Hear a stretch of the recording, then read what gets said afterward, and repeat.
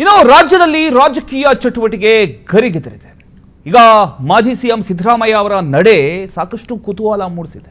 BJP ನಾಯಕರೊಂದಿಗೆ ಸಿದ್ದರಾಮಯ್ಯ ಒಂದ್ ಕಡೆ ಮಾತುಕತೆ ಮಾಡ್ತಾ ಇದ್ದಾರೆ.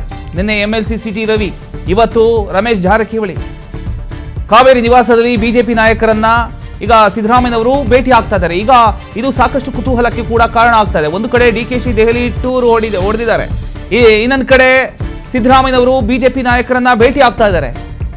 ಈ ಮಾಜಿ ಸಿಎಂ ಸಿದ್ದರಾಮಯ್ಯ ಅವರ ಈ ಒಂದು ನಡೆ ಏನಿದೆ ಇದು ಸಾಕಷ್ಟು ಕುತೂಹಲವನ್ನ ಮೂಡಿಸಿದೆ. ಈಗ DKC ದೆಹಲಿಗೆ ಹೋಗಿರೋದ್ರಲ್ಲಿ ಯಾವುದೇ ಆಶ್ಚರ್ಯ ಇಲ್ಲ ಅಂತ ಒಂದ್ ಕಡೆ ಪ್ರಿಯಾಂಕ್ ಖರ್ಗೆ ಅವರು ಮಾತನಾಡಿದ್ರು, ಇನ್ನೊಂದ್ ಕಡೆ ಈ ಅಸಮಾಧಾನದ ಹೊಗೆ ಹಾಡ್ತಾ ಇದೆ.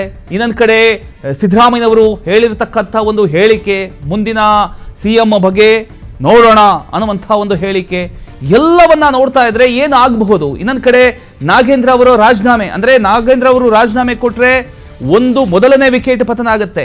ಅದಾದ ನಂತರ ಆ ಒಂದು ಸ್ಥಾನ ತುಂಬದಕ್ಕೆ ಯಾರು ಬರ್ತಾರೆ.